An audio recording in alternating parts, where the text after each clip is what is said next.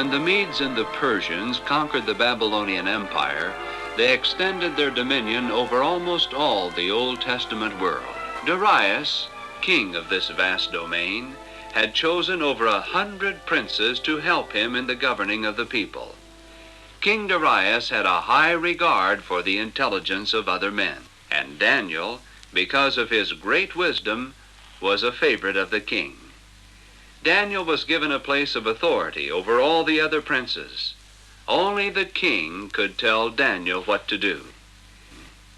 Because of Daniel's position within the kingdom, the other princes hated him. Jealousy made them bitter, and they reasoned within their hearts that somehow they must get rid of Daniel.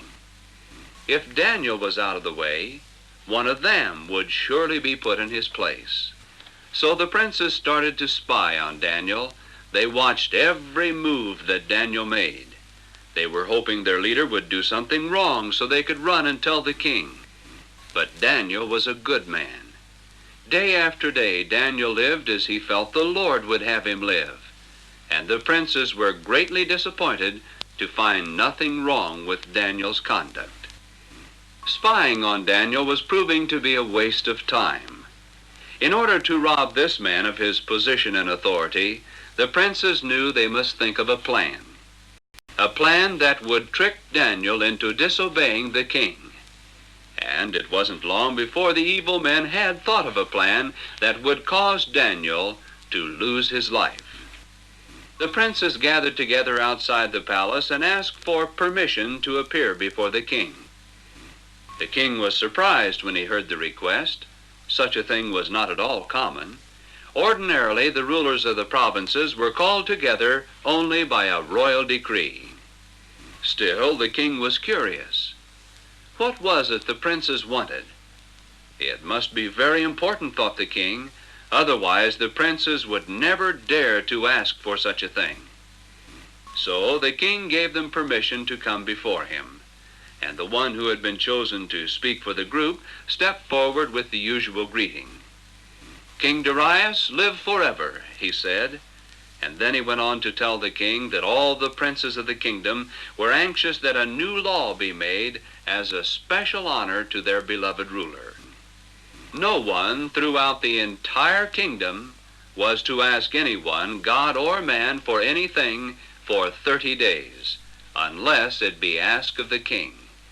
And if anyone broke the law, that person would be thrown into the den of lions. King Darius was flattered by such a request. It didn't even occur to the king that Daniel might have been left out of the planning. So he signed their decree and made it law. When Daniel heard about the law, he knew in his heart that this was a trap that had been set for him.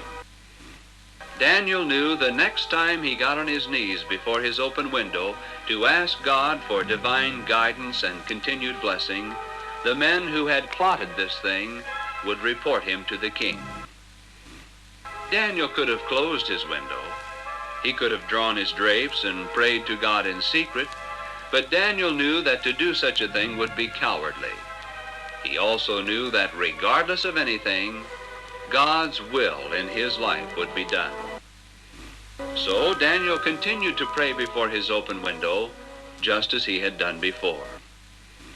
And this was the moment the princes were waiting for.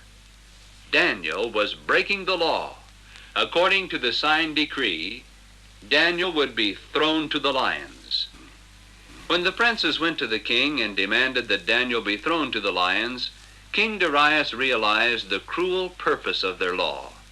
This was no law to honor the king. It was an evil plot to get rid of Daniel. King Darius was very fond of Daniel.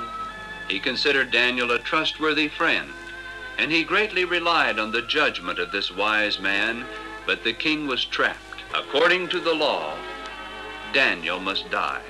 King Darius spent the day searching through the laws, hoping to find a way he could save his friend. But the law was clear. Once the king had signed the law, not even the king himself could undo what he had done. With the setting of the sun, the king was forced to command that Daniel be seized and taken to the place where the lions were kept.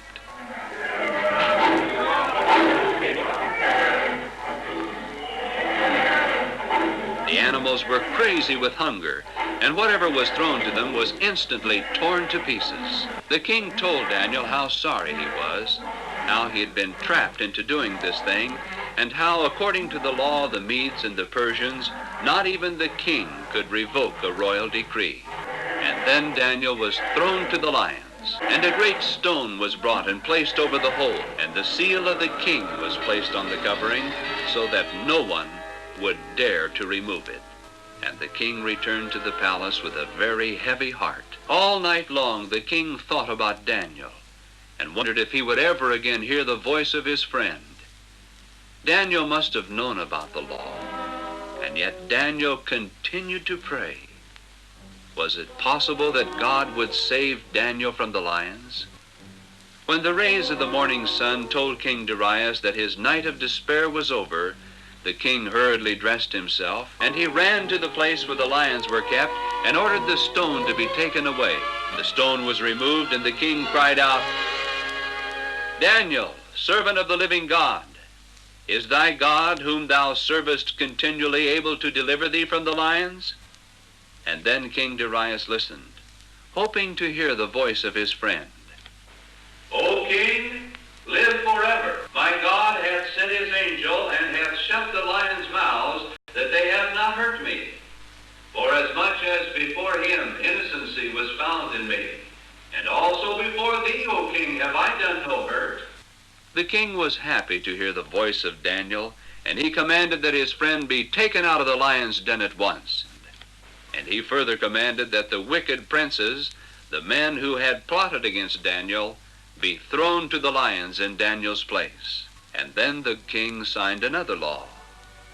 This law said that all men were to tremble and fear before God. The God of Daniel was the living God, and steadfast forever. He delivereth and rescueth, and he worketh signs and wonders in heaven and in earth, who hath delivered